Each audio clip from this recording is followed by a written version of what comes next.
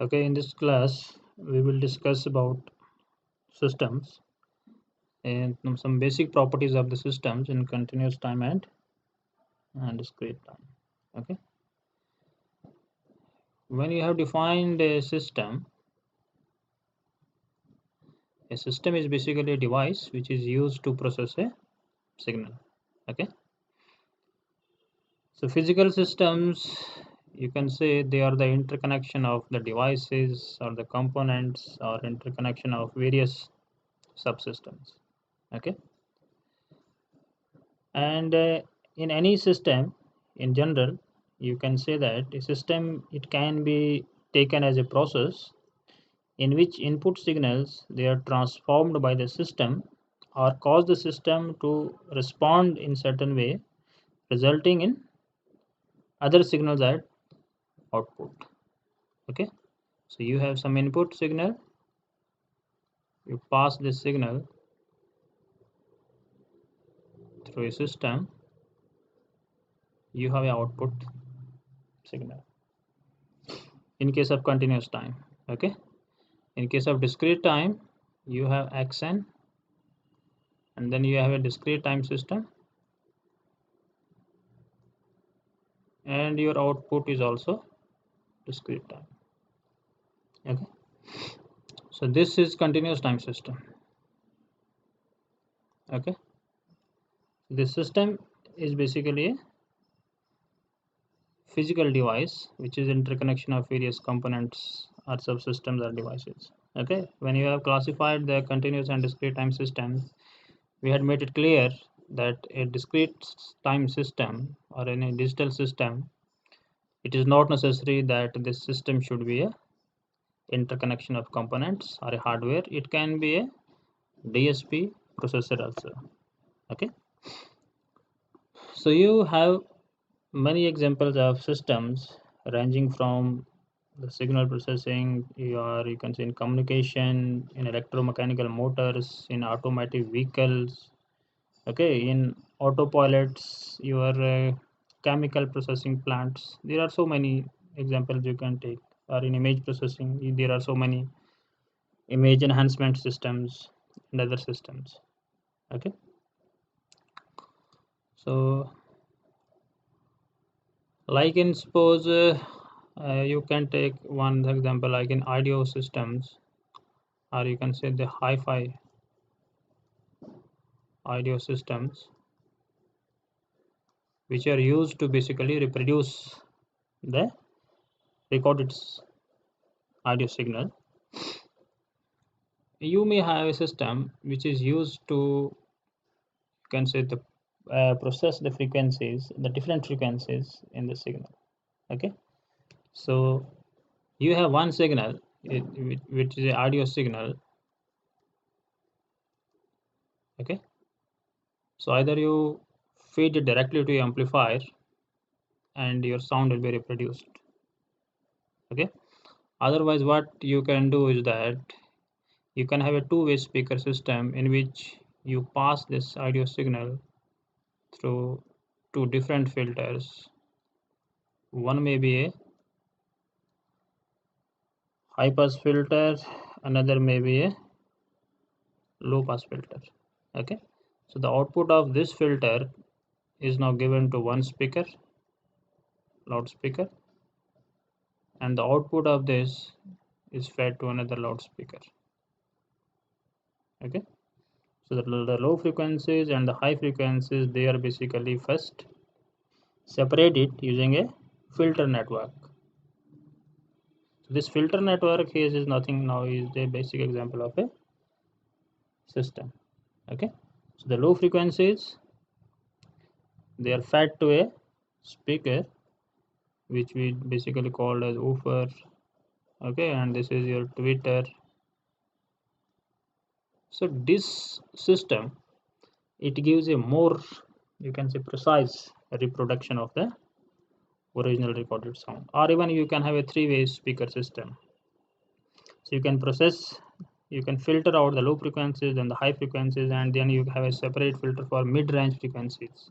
Okay, in that case you will get much more clear reproduction of the original audio signal. Okay. Similarly, if it is a image processing system, so you may have an image which is basically a matrix of pixels. So a digital image, it is nothing but a matrix of pixel values. Okay, any m cross n size. So you may have an image processing system which is used to enhance this image. Okay, so by enhancing, you means that this system will produce a image, output image, which has some more desired properties as compared to the original image. You may simply try to improve the contrast, suppose. You may enhance the contrast of the image. Okay, using image processing or image enhancement system, right? Or you may this may be the original image which is having some blur. This may be a blurred image, and the purpose of the system is to remove this blur from the original image. So we have a image deblurring system, right? So there are so many examples of the systems. So in a system, you basically have an input that goes to a system, input signal that goes to a system, and the system processes it. It generates a output signal. Okay, like in automobile systems, you can say the force that you apply on the engine, that is the input, and the velocity of the vehicle, that is the output. Okay, so different systems, they can be modeled using different mathematical models, and we will discuss some properties of the system which will enable us to design certain tools which are useful in the design and analysis of systems. Okay, so in the properties, first property is system with or without memory.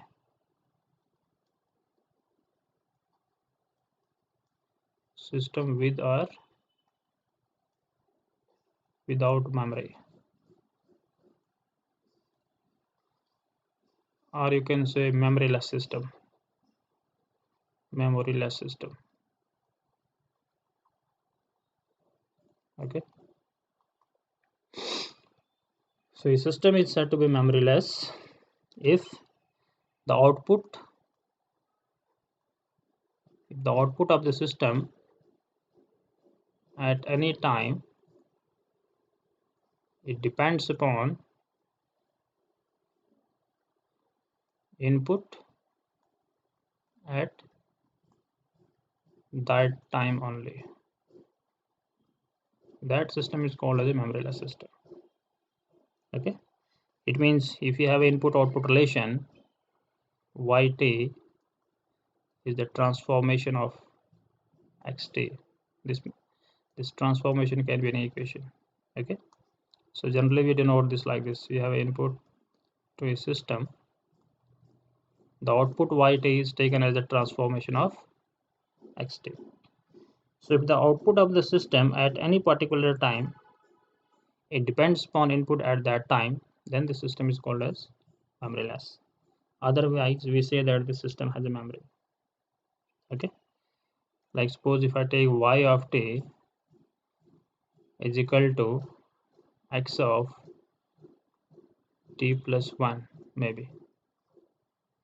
Okay, so the output at t is equal to 0 will depend upon input at when this t is 0, it is 1 here.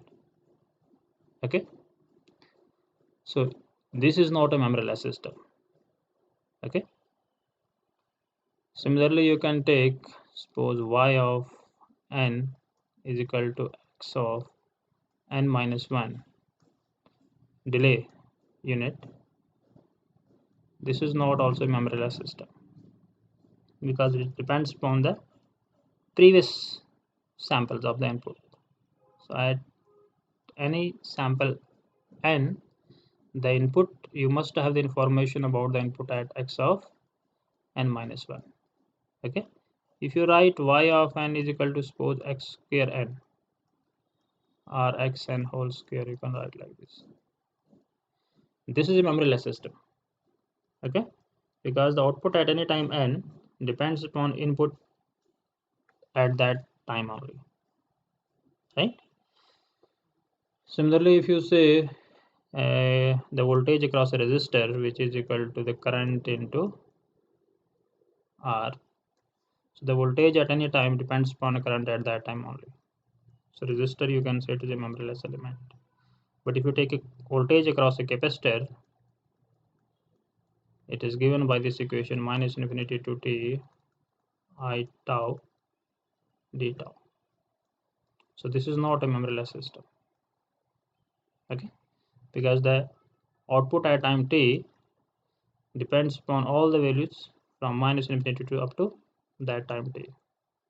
So memory, the concept of memory in the physical systems is somehow related to that they store the signal information about the previous signal information, okay?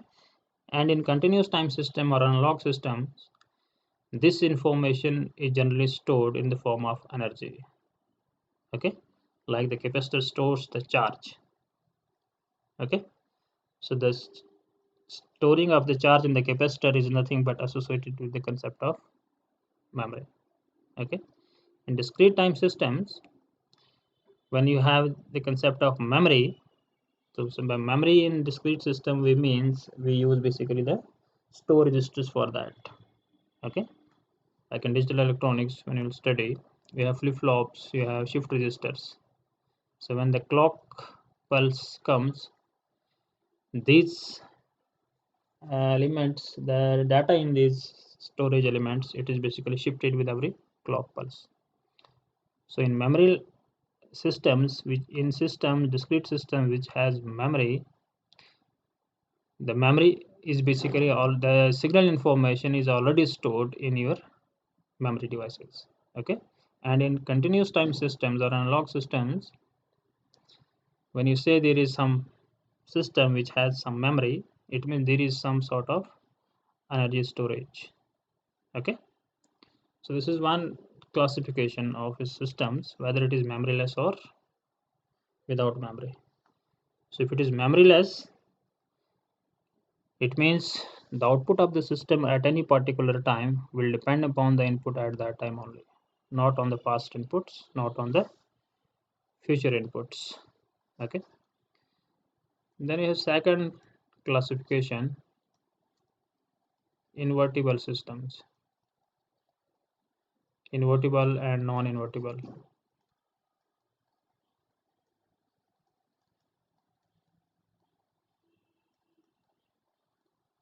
okay?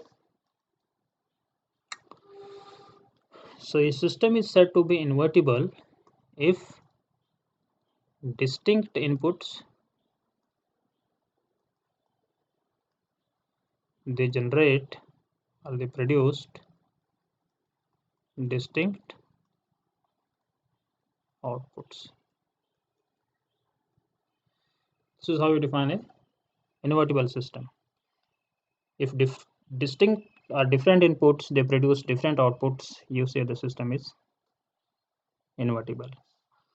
Or in other sense, you can say that if you have a system in which input is xt and this system it gives the output as yt. If the system is invertible, it means you have another system. If you put these two systems in cascade, invertible system for this, the output will be same as input, okay? So these two systems they basically form an identity system. It means in which the input is just equal to the output, okay? So like suppose if the system I take, if this system is yt is equal to twice of xt, and if I pass it through a system where the output is Wt is equal to Yt by 2. Wt will be nothing but again Xt. So Wt is equal to Y2 by 2 is the invertible system for Yt is equal to 2 of Xt. Okay. Now these invertible systems you will practically see many ways. Like suppose in digital communication, when you use encoding, you have an encoder at the transmitter side. Okay. So you have some signal here, and then you pass this signal through encoder, and then at the receiver, this is at the transmitter side. At the receiver side, you have a decoder. Okay. And we use encoding in digital communication for many reasons, maybe for secure or private communication, or even when you use for array detection, like we add parity bits to this input signal so that the errors could be detected at the output. Okay, so this encoder, and so for lossless coding, the encoder and the decoder, they must form a identity system. It means whatever input you are giving to the encoder, the same output should be generated from the decoder. So encoder and the decoder, they form in this case a invertible system, right? Another example you can take a very important case in again communication systems. When you transmit a signal from the transmitter through a channel, that may be wireless or it may be wired channel, and then you have a receiver. Okay, and there is a interference which is called as inter-symbol interference, ISI. Okay, now because of this interference, what happens? The signal that you receive at the receiver is not what you have transmitted from the transmitter. The channel will distort it basically. Okay, so in order to equalize this effect of the channel, what we do, we use a equalizer at the receiver before you receive it. Okay, so you have input signal, you have a transmitter here, then we have channel,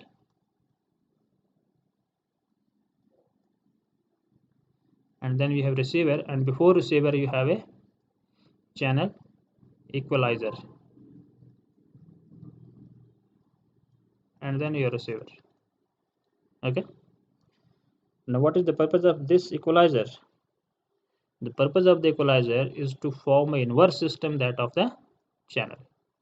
It means this equalizer and this channel, they basically form a identity system.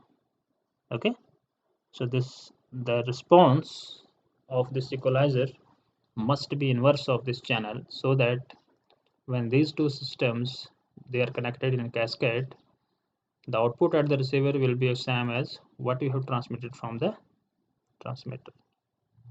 Okay, this is called a channel equalization, right? Now in this case there are many problems, like see, when you have a equalizer, you may simply use a filter here. Okay, a filter in which the response of this filter is just the inverse of the response of the channel. Suppose in the digital domain, if I say if channel is denoted with the frequency response h of z transfer function, the equalizer must have a response 1 upon h of z, so that the net output should be unity. Okay, now since the channels, when you study the channels in the communication system, channel itself is random in nature. Okay, you cannot define the exact model of the channel. You may define the model of a channel, but this is, since this is a time varying channel, okay, its response changes with time. So how you can have a fixed equalizer or a fixed filter here which will equalize the effect of channel? So in that case we use some more advanced techniques, like we use adaptive channel equalizers. Okay, so in the adaptive channel equalizers, the response of the equalizer itself is not fixed. As the channel changes its characteristics, the response of the equalizer also changes with that. Okay, but at any point of time, the channel and the equalizer, these two basically form a invertible. They are part of invertible system. Okay, so to check whether a system is invertible or not, you have to see that the different inputs, they must produce different outputs. Suppose I take a system yt is equal to x square t. Okay, this system is non-invertible because it produces same output for two different inputs, isn't it? It is square function. So if it's suppose 1, your output is 1. If it is minus 1, output is again 1. So you cannot design an invertible system for this because xt, which is square root of yt, so it can give a positive value also, it can give a negative value also. So this is not an invertible system, right? And then we have third classification, which is called as causal systems.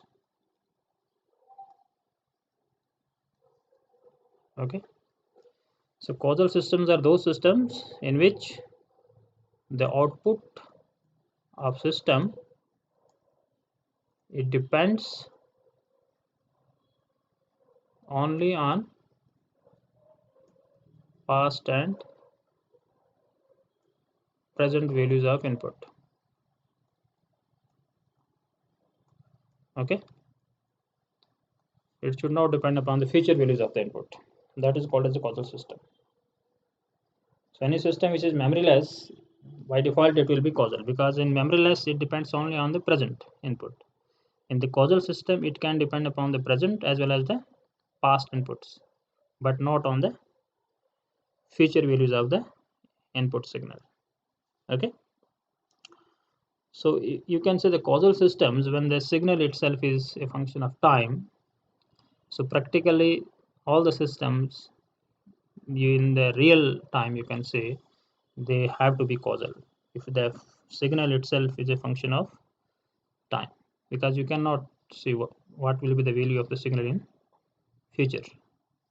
Okay, so any function or any system where you get t plus 1, t plus 2 with x input signal, that will become anti-causal. If it is t minus 1, t minus 2, n minus 1, so on, it will be a causal system. Like suppose if I take yt is equal to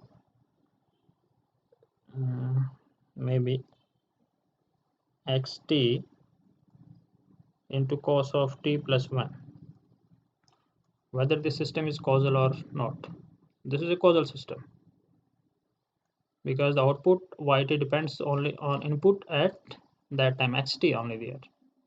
Although there is cos of t plus 1, but this cos t plus 1 is a constant, which is basically time varying function. Okay, you see in the signal x, it is only t.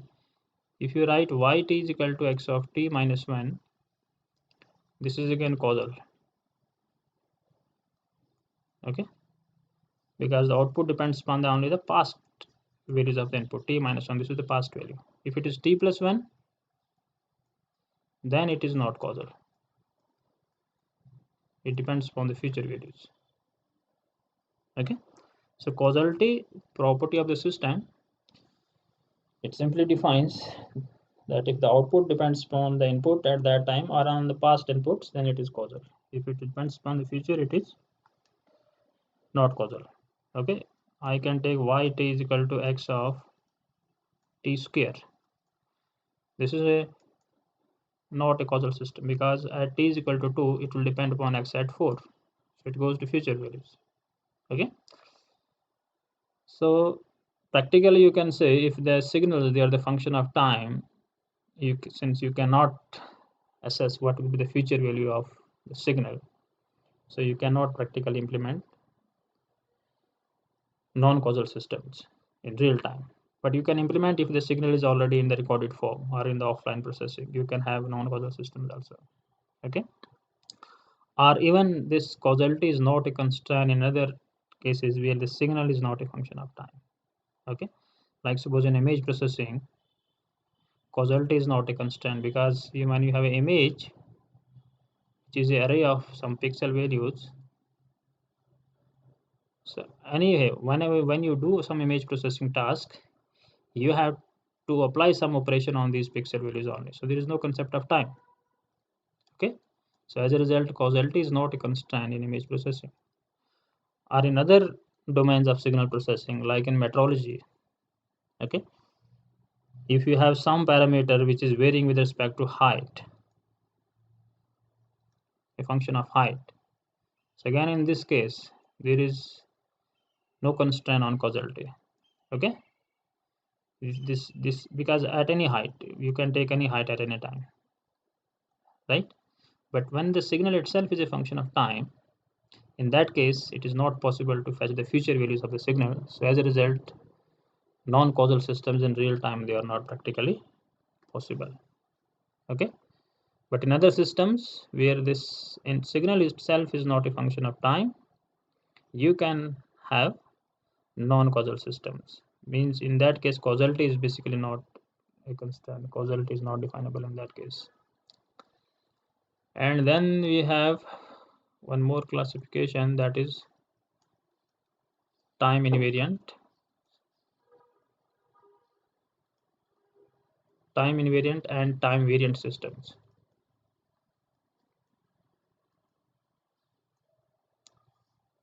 Okay. So as this name itself suggests, time invariant means the properties or the characteristics of the systems, they do not vary with time. Okay. It means if you have some system and you apply some input to this xt, you get some output yt, or if it is discrete time, you give input xn, you get output as yn. If you apply the same signal, after some time, the results are going to be same. So with respect to time, there is no variation. Okay. Like suppose if I take a simple RC circuit, a simple RC filter. Okay, this is my input, and the voltage across capacitor is suppose output. Okay, this is a simple filter. So if the values of R and C, they do not vary with time, whatever input I apply here, I will get some output. If I apply this input to the system tomorrow, I will be getting the same output tomorrow as well. Okay, because the parameters or the characteristics of the system, they do not vary with time. This is what is time invariant system. Okay. Now in signal processing test, how you define a system is time invariant or time variant. So for that, we define that the output of the system, see xt, it generates a output yt. So yt is this transformation of xt. Okay. It means if I delay this input, I give some input xt to the system, I get some output yt. If I delay this input by some time t, it means I apply t minus t naught to the system, the output should also be delayed by the same time. This is how you mathematically represent a time invariant system. Or you can say that yt minus t naught should be equal to the transformation of xt minus t naught. Okay. It means the output due to delayed input. This is on the right side. This is the output of the system when you delay the input, and this is the output delayed by the same time. They must be same. Okay. If they are same, this is time invariant. If they are not equal, the system is said to be time variant. Okay. So the response, the delayed response of the system and the response of the system due to delayed input, they must be same for a system to be time invariant. Okay. And if any system is given to you, suppose I give a system y of n is equal to x of n square, you have to check whether this system is time invariant or time variant. Okay. So what you have to do, you have to find first what is the output due to x of n minus n naught. So when you apply x of n minus n naught as input, what will be output? The output will be x of, it is n square, so it will be x of n square minus n naught. But when you delay the output y of n minus n naught, you will get x of n minus n naught whole square. Okay, see what the system is doing, it is simply squaring the sample n square. If it is x of n minus n naught, only n will be squared, this not this n naught. And if in the output you simply delay y of n by n naught, you will get x of n minus n naught whole square. So this is not a time invariant system, this is a time variant system. Okay, another example you can take, suppose yt is equal to x of minus t is a system, whether this is time invariant or variant. So what I have to do, I have to first delay this input by some time t naught. I apply x of t minus t naught to the system. What will be my output? See, what is the role of the system is to fold the signal. Okay, I have already delayed it by t naught, and then I am applying it to the system. The system will fold it. It means your t will become minus t, till minus t minus t naught. In the second case, when you find yt minus t naught, that is you delay the output by the same time, it will become x of minus t minus t naught. You will get x of minus t plus t naught. So they are not same. Okay, this and this, they are not equal. So the delayed output and the output due to delayed input, they are not same. So this is a time variant system. Okay, and then we have one more classification, that is linear system.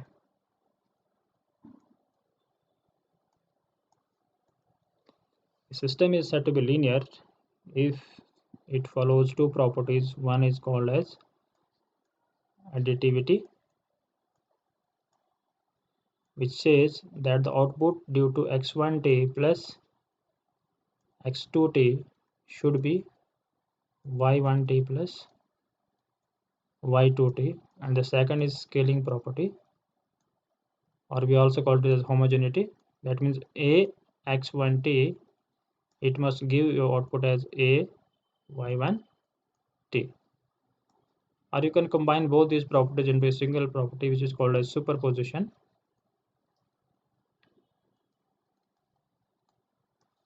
That is a1 x1t plus a2 x2t should produce a1 y1t plus a2 y2t. If any system which follows the superposition principle, that is called as a linear system. It simply means that the output of the system due to linear combination of different inputs is equal to sum of their individual outputs. Okay, how you interpret this property? You have one input signal, suppose x1t, you apply it to a system, it generates output y1t. You have another signal x2t, you give it to the same system, it generates output y2t. Okay, and then you combine them together. This output will be y1t plus y2t. Okay, now on the other hand, what we are doing is that the input itself is combination of these two, x1t plus x2t, and the output of this should be y1t plus y2t. Okay, so if the output of these two systems is equal, that is called as a linear system. Okay, it means if you have a linear combination of different inputs, the output must be the linear combination of individual outputs.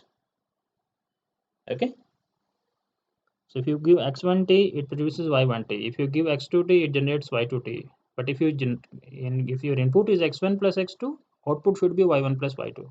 that is a linear system. Okay, and it must, along with this you can also use scaling. So if I scale it, a1, a2, its output will be a1 y1t, a2 y2t, and similarly here a1 a2, and here then you can give input as a1 x plus a2x, output should be a1 y plus a2 y. Okay, so you can check.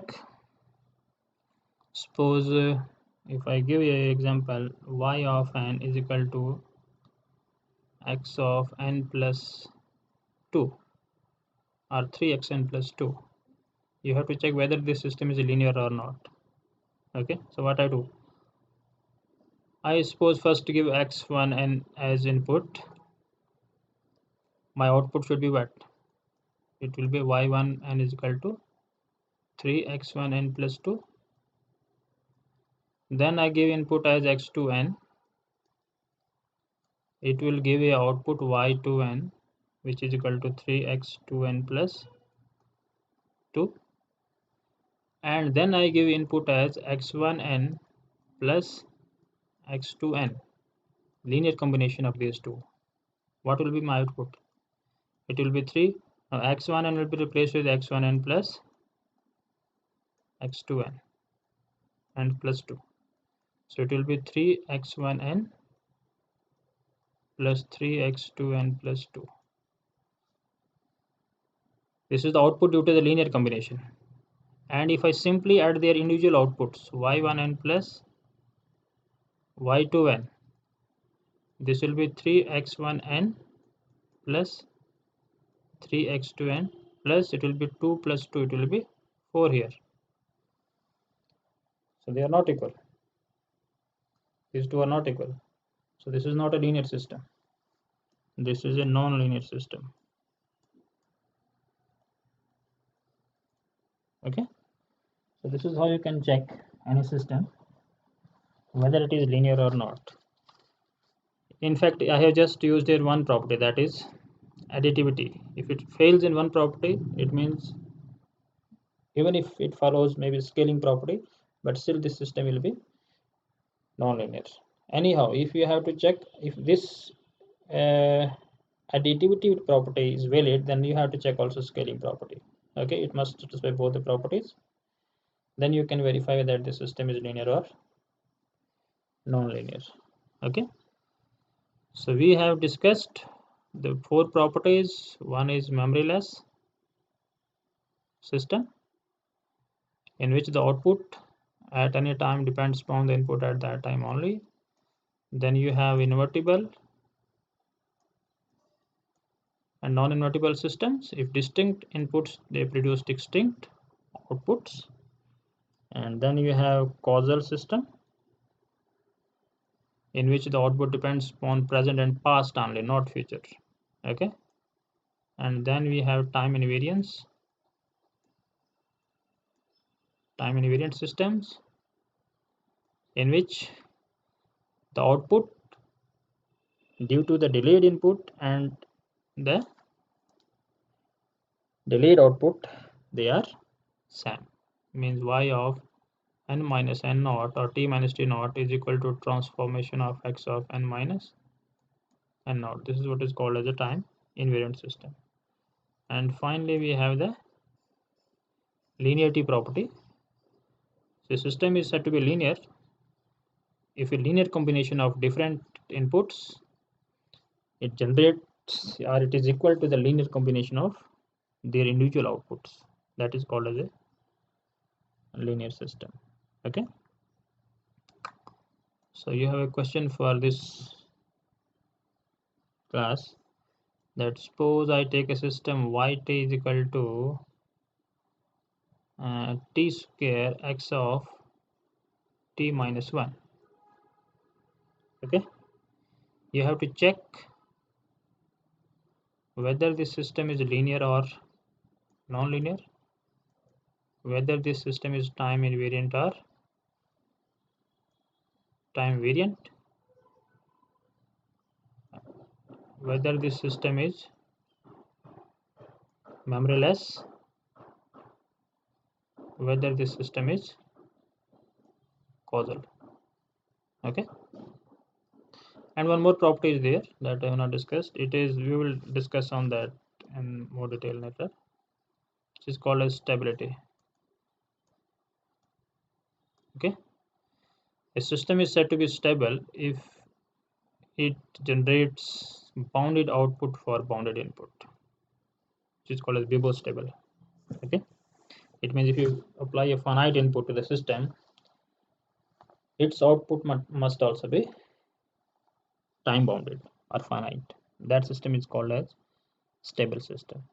Okay, when we have discussed, when you will discuss that transform, like in that case we have seen that when the poles of the system they lie outside the unit circle, the system becomes unstable. Okay, and the reason for this is that, because see, if you have a pole which is outside the circle and if you find its z transform or the transfer function and then corresponding its impulse response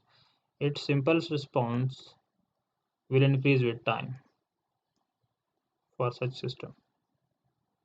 Okay, so as a result, even if you give a finite input to the system, it will generate an unbounded response, so the system will become unstable. Okay, we will discuss more on this when we study z transform, how this is. So z transform and the Laplace transform, they are two important transforms which are used for the stability analysis of systems. One is for continuous time, the Laplace. Z is for the discrete time. Okay.